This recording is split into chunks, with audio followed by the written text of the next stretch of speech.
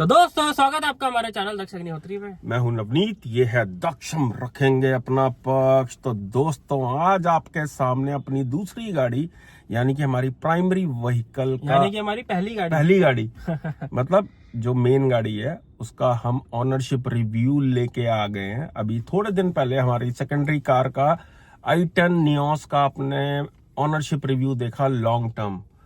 तो बहुत डिमांड थी कि हमारे पास जो टाइगुन GT यानी कि 1.5 TSI DSG जो है हमारे पास, उसका ऑनरशिप रिव्यू लेके आओ। बिकॉज 56,000 प्लस किलोमीटर वो चल चुकी है लगभग 2.5 साल के अंदर। बिल्कुल 2022 जुलाई में हमने इसकी डिलीवरी ली थी।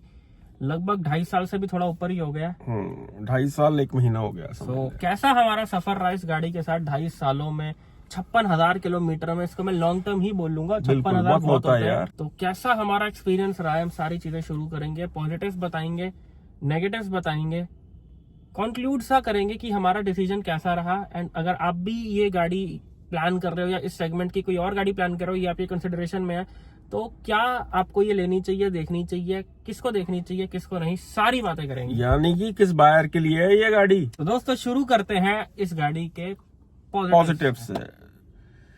सबसे पहला पॉजिटिव है भाई इस 1.5 4 सिलेंडर TSI इंजन, इसकी राइड क्वालिटी एक्सेलेंट है। वो आप जितना मर्जी लंबा इसके अंदर ट्रैवल कर लो। आप भैया हमारा PDI सर्विस भी आपको पता है कि हम बहुत लंबा ट्रैवल करते हैं। 500-600 किलोमीटर तक तो हम खुद ही निकल जाते हैं गाड़ी के अंदर। एक साइड जो है अगर जाना हो तो जो राइड क्वालिटी प्रोवाइड करती है ना लंबे रूट्स पे, भाई उसका कोई जवाब नहीं है।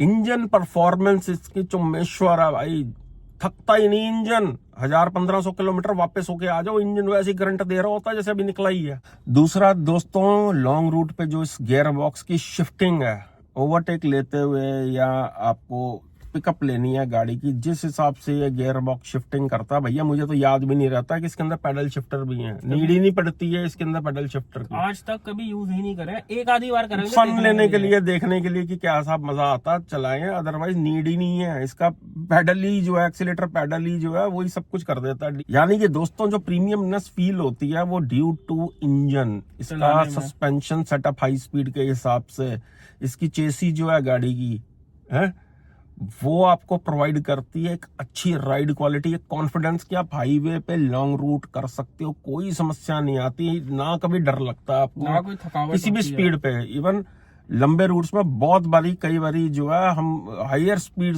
ट्रिपल डिजिट बहुत ज्यादा भी लेके गए हुए हैं गाड़ी को, कोई डिसअपॉइंटमेंट नहीं होती है ट्रिपल डिजिट में भी। ये दूसरा दोस्तों, इसका जो स्टीयरिंग फीडबैक है, जितना आप इनपुट देते हो ना उतना ही आउटपुट निकाल के देती है। आपने जैसे रिस्पांस दिया स्टीयरिंग को, वो उतनी जल्दी, जो कि मुझे दूसरी गाड़ियों में देखने को नहीं मिलता। बिल्कुल सही बात है। वो कनेक्टिविटी ड्राइवर और गाड़ी के बीच में जो होती है वो बहुत ही लाजवाब है इस गाड़ी में। बिल्कुल। अगला दोस्तों इसका पॉजिटिव, इसका सीट कंफर्ट जो है। देखो अब जो सीट्स आ रही हैं वो लेदराइट सीट्स आ रही हैं इसके अंदर विद वेंटिलेशन। इसके अंदर वेंटिलेटेड सीट्स नहीं है, इसके अंदर fabric plus leatherette mix seats हैं, जो कि आपको लंबे रूट पे जो फायदा मिलता है इसका, भाई साहब थकता ही नहीं बंदा इसके अंदर। बहुत ज्यादा कंफर्ट है, बहुत ही, हाँ बहुत ही ज्यादा। तो अगला इसका पॉजिटिव, इसका इंटीरियर, सटल सा इंटीरियर आपको फील होता है। कहीं से ऐसी कोई चीज नहीं है इसके अंदर जो डिस्ट्रैक्शन प्रोवाइड करती हो। बहुत ही सोबर, बहुत ही क्लीन सी शांति भरी लुक आती है। स्क्रीन के अंदर डिले नहीं आता। कैमरा जरूर इसका छोटा खुलता है बट बहुत ही क्रिस्टल क्लियर है। वो जो है मतलब एक्यूरेसी बहुत ज्यादा है दक्ष उसके अंदर। बिल्कुल, मतलब आप बिना पीछे देखे रिवर्स कर सकते हो कैमरा पे ट्रस्ट करके। और खासकर दोस्तों जो टॉप मॉडल है उनके अंदर जो प्रीमियमनेस है ना, उसका जवाब नहीं है। अब जो इन्होंने दक्ष स्पोर्ट से मॉडल निकाल दिए ना, मुझे बहुत पसंद नहीं आए हैं। उसकी जो काला काला सा सारा कर दिया हुआ, ये जो इनके GT प्लस थे ना, क्रोम एडिशन जो है, ये देख अपनी अपनी चॉइस है, हो सकता है किसी को वो पसंद आ रहा हो, लेकिन मुझे ज्यादा ये पसंद आते हैं। ये सटल बहुत ज्यादा। दोस्तों फॉक्सवैगन स्कोडा की गाड़ियों में क्या होता है कि इनके ना सिर्फ टॉप मॉडल ही सुंदर लगते हैं। और वो बहुत ही एलीट, बहुत ही अलग तरह के सुंदर लगते हैं। इनके मिड वेरिएंट्स बहुत ही ज्यादा अजीब लगते हैं, मतलब वो उसमें उतनी प्रीमियमनेस नहीं है। अलॉय व्हील्स वगैरह गंदे से डाले होते हैं इन्होंने, गंदे अलॉय व्हील्स, गंदी सीटें, अंदर का एम्बियंस भी ऐसा खास नहीं होता, लेकिन जो टॉप मॉडल की फील होती है, चाहे वो स्कोडा स्लाविया हो, कुशाक हो, टाइगून हो, वर्टस हो, टॉप एंड मॉडल की फील से एकदम अलग होती है। अलग ही सोबरनेस आती है उसमें बैठ के, एक अलग प्रीमियमनेस फील होती है। बिल्कुल। जो मेजर पॉजिटिव है इसके अंदर एक्टिव सिलेंडर टेक्नोलॉजी है, जिसकी वजह से ये 4 सिलेंडर से 2 सिलेंडर पे स्विच कर जाती है अपने आप, जैसे ही आप पावर नहीं मांग रहे गाड़ी से। यानी कि एक्सीलेटर को जैसे ही आपने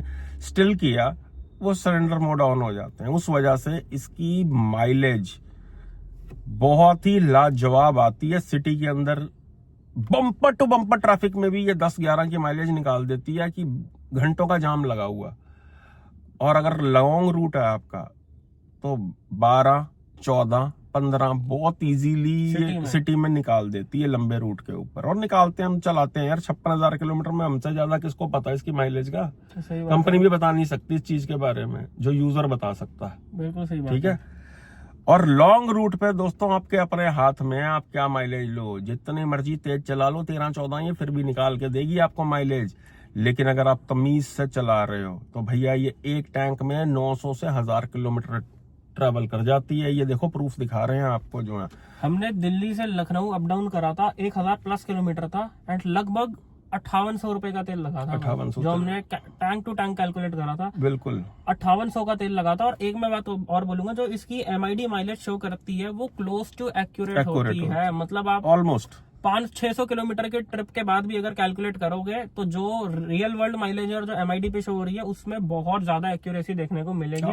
0.1 ऊपर नीचे होता, वो हो ही जाता है कि पेट्रोल का हिसाब होता है डलने का। हुंडई की गाड़ियों में मैंने देखा उसमें एक्यूरेट नहीं होता है। उसमें अगर 19 दिखा रही होती है तो 16.5-17 आ रही होती है। बिल्कुल सच बताती है। इसमें एकदम सच्ची माइलेज आती है। अगर ये 19.1 दिखा रही है और आप कैलकुलेट करोगे तो 18.8, 18.9, 19 ऐसी ही आएगी आपकी माइलेज जो है। लेकिन दोस्तों मैं एक बात बोलूंगा, ये गाड़ियां माइलेज के लिए नहीं है। माइलेज भी दे देती हैं, वो एक पॉजिटिव है इसका कि दे देती हैं, लेकिन माइलेज के लिए ये गाड़ी बिल्कुल नहीं है। सोच के मत लेना। अगर आप ग्रैंड विटारा छोड़ के ये गाड़ी ले रहे हो तो आप शायद गलती कर रहे हो, बिकॉज माइलेज ये नहीं देगी आपको। जो लोग माइलेज का मीटर लगा के चलते हैं उनके लिए नहीं है बिल्कुल भैया, वो ना ही जाए इनके शोरूम में। देखो दोस्तों, हमने ये गाड़ी ली थी 1 पेमेंट, यानी कि एक बारी में जो भी इसकी अमाउंट थी 21,50,000 रुपया, वो हमने दे के ये गाड़ी ली थी। उस टाइम पे गाड़ी महंगी थी, उस टाइम हाँ, अब थोड़ी और सस्ती मिल जाती है, इससे 20-20.5 लाख रुपए की भी मिल जाती है। इसका जो टॉप वेरिएंट है यही वाला, और कुछ ज्यादा फीचर्स के साथ मिल जाता है। लेकिन दोस्तों उसका बेनिफिट ये होता है कि जब आप पे कोई बर्डन नहीं होता ना, कि आपको इंस्टॉलमेंट नहीं जानी, कुछ नहीं जानी, तो आप खुल के पेट्रोल डलवाते हो और गाड़ी को चलाते हो। और हमने रज के चलाई है यार, गाड़ी में से पेट्रोल का खर्चा हमारा मतलब, और कभी आज तक चुभा नहीं है खर्चा, बिकॉज मजा ही इतना आता है, इतना ही स्वाद आता चला के कि बंदा कहता कोई बात नहीं भाई, डिजर्व करती है, इसके अंदर ये तेल डलना जरूरी है। और हम रखते भी गाड़ी को बच्चों की तरह बिल्कुल संभाल के। आज भी 2.5 साल बाद ये ऐसी नजर आती है जैसे शोरूम से आज ही निकली होती है गाड़ी जो है।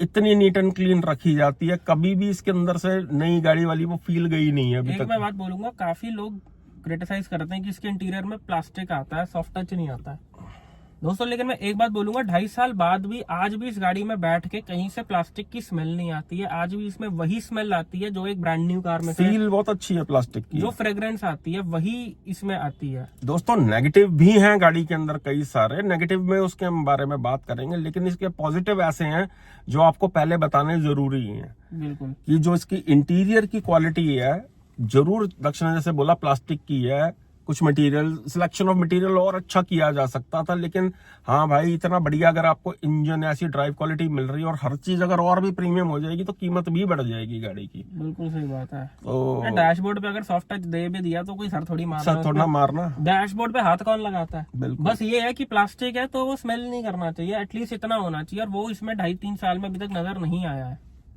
दोस्तों पॉजिटिव ये है कि रज के इस गाड़ी का स्वाद लिया गया। बिल्कुल। तो दोस्तों ये तो थे इसके मोटे मोटे पॉजिटिव्स। अब आ जाते हैं इसके नेगेटिव्स की तरफ। वही कह रहे होगे भाई तारीफ ही होती जा रही है। दोस्तों नेगेटिव्स भी आपको बता रहे हैं, एंड वीडियो को लास्ट तक जरूर देखना। आपको ये भी बताएंगे कि ये चैनल कैसे शुरू करा था हमने, सारी बातें आज करेंगे इस वीडियो में। तो अब चलते हैं नेगेटिव्स की तरफ।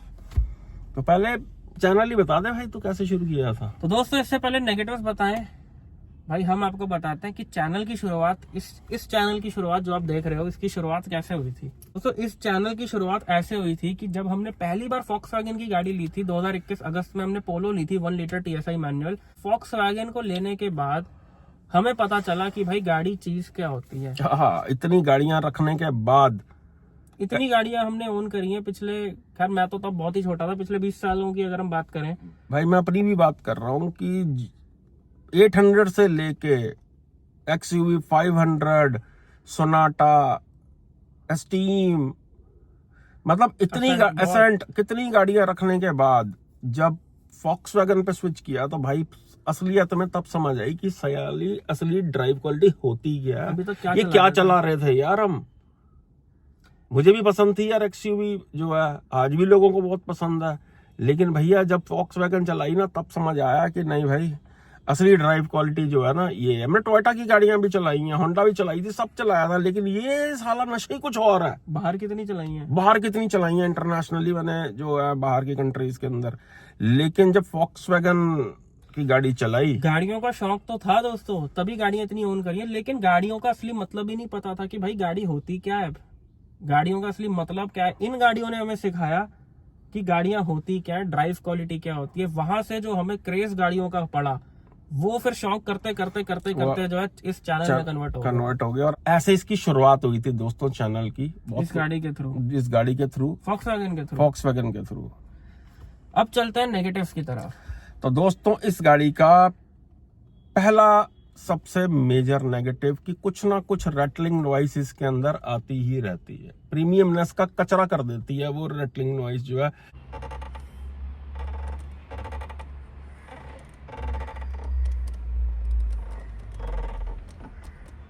इधर भी है ना,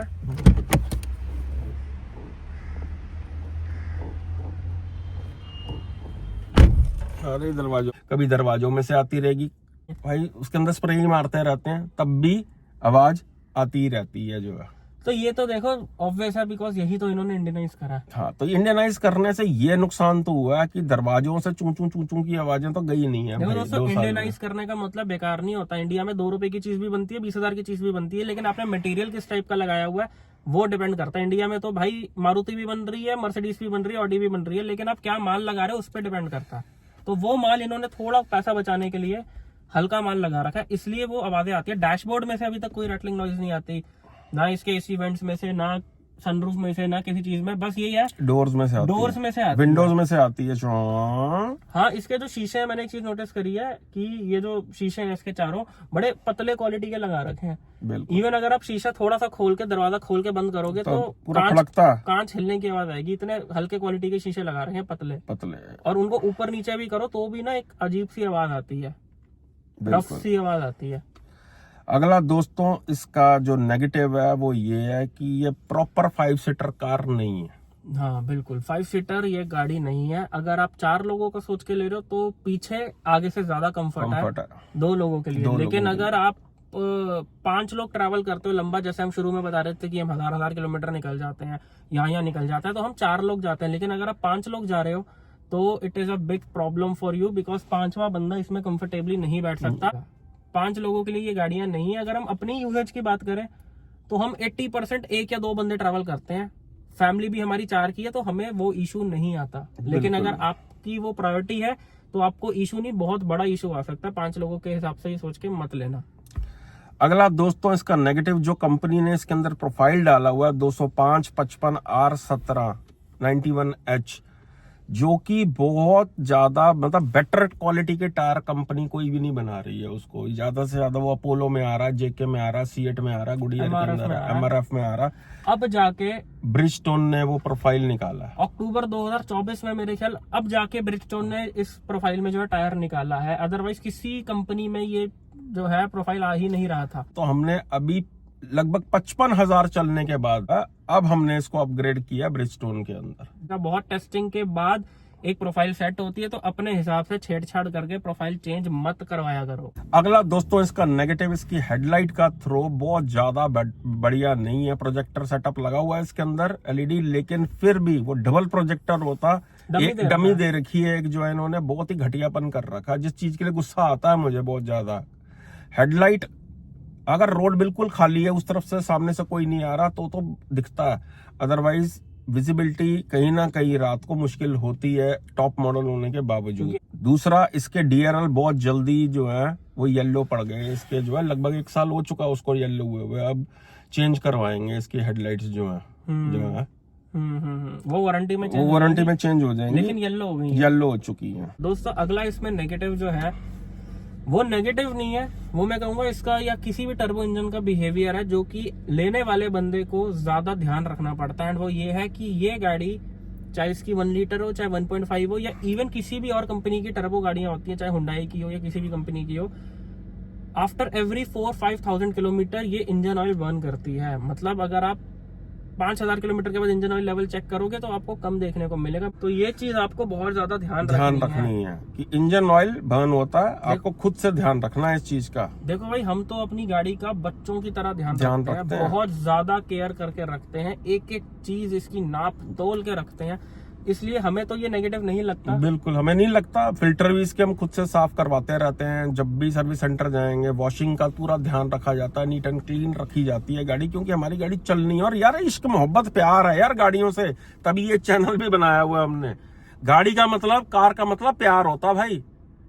अगर कार को देख के चला के प्यार नहीं आ रहा तो फिर आप रखने का कोई यूज नहीं है, नहीं तो हम कब के बेच चुके होते हैं। और अगला बहुत बड़ा नेगेटिव है दोस्तों, ये गाड़ी अपग्रेड नहीं करने दे रही है किसी और गाड़ी पे। सबसे बड़ा नेगेटिव है इस गाड़ी। हम प्लान कर रहे होते हैं यार, अब ना एक अपर सेगमेंट की गाड़ी पे शिफ्ट करेंगे, अब अपर सेगमेंट की गाड़ी पे शिफ्ट करेंगे। जब इस गाड़ी को चलाना शुरू करो तो वो सपना टूट जाता है। गाड़ी कहती है भाई मैं हूं ना अपर सेगमेंट।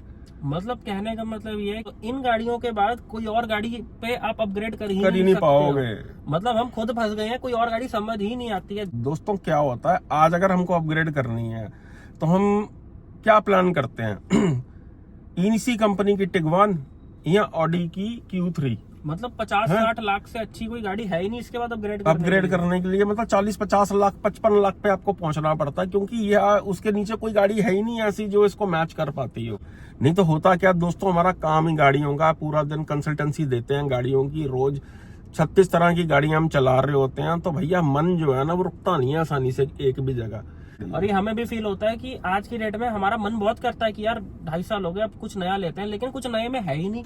और जो नए में है वो 50-60 लाख से कम कोई चीज समझ नहीं आती है। तो ये सबसे बड़ी दिक्कत है। और दोस्तों एक चीज हमें और बोलेंगे कि 56,000 किलोमीटर के बाद गाड़ी की परफॉर्मेंस कहीं से भी कम नहीं हुई है, बल्कि मैं एक चीज बोलूंगा कि ये जैसी पहले दिन चलती थी उससे ज्यादा बेटर चलती है आज भी, कि जैसी अब चलती है ये डे 1 पे भी नहीं चलती। 0.1% भी परफॉर्मेंस ड्रॉप नहीं आया, लेकिन वो परफॉर्मेंस इसलिए ड्रॉप नहीं होती भैया, बच्चों की तरह ध्यान रखा जाता है। एक सर्विस में एक बारी फिल्टर चेंज होता है, कई बार हम जो है हर महीने इसके फिल्टर को क्लीन करवा रहे होते हैं, हवा लगवा रहे होते हैं, ऑयल कूलेंट हर चीज लेवल बराबर रखा जाता है। इसका जो है हवा गाड़ी की बराबर रखी जाती है। अब बात करते हैं कंक्लूजन की। Should you buy this car?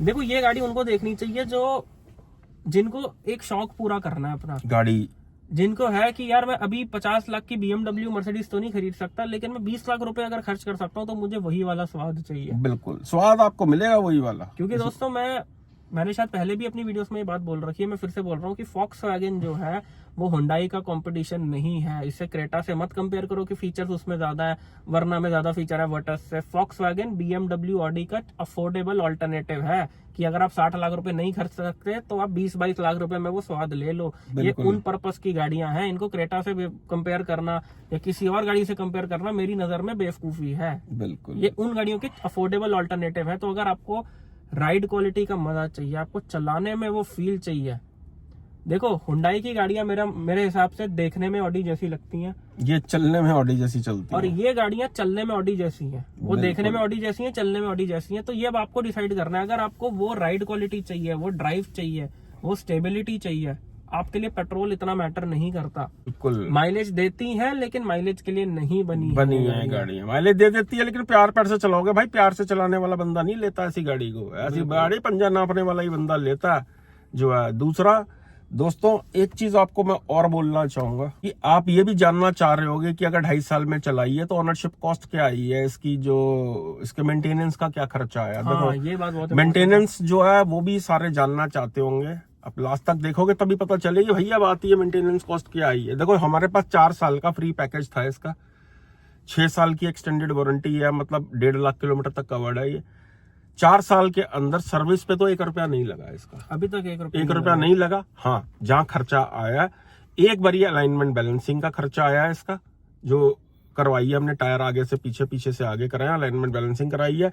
एक बार इसके डिस्क ब्रेक और इसके ब्रेक पैड चेंज हुए हैं, जो कि 15-16 हजार रुपए के जो है चेंज हुए थे। और तीसरा खर्चा दोस्तों इसके लगभग 40,000 रुपए के टायर चेंज हुए हैं गाड़ी के, जो कि एक किसी भी गाड़ी के अंदर 40-50 हजार किलोमीटर चलने के बाद वो चेंज होते ही होते हैं। अदरवाइज गाड़ी पे 1 रुपए का कोई खर्चा नहीं आया। जो भी काम हुआ, जो भी काम हुआ ऐसा वो वारंटी के अंदर, चाहे इसका शॉकर रिप्लेस हुआ हो, सर्विस सेंटर ने भी सपोर्ट की है, इसमें कोई डाउट नहीं है। बाकी कोई इसमें ऐसी कोई समस्या नहीं आई।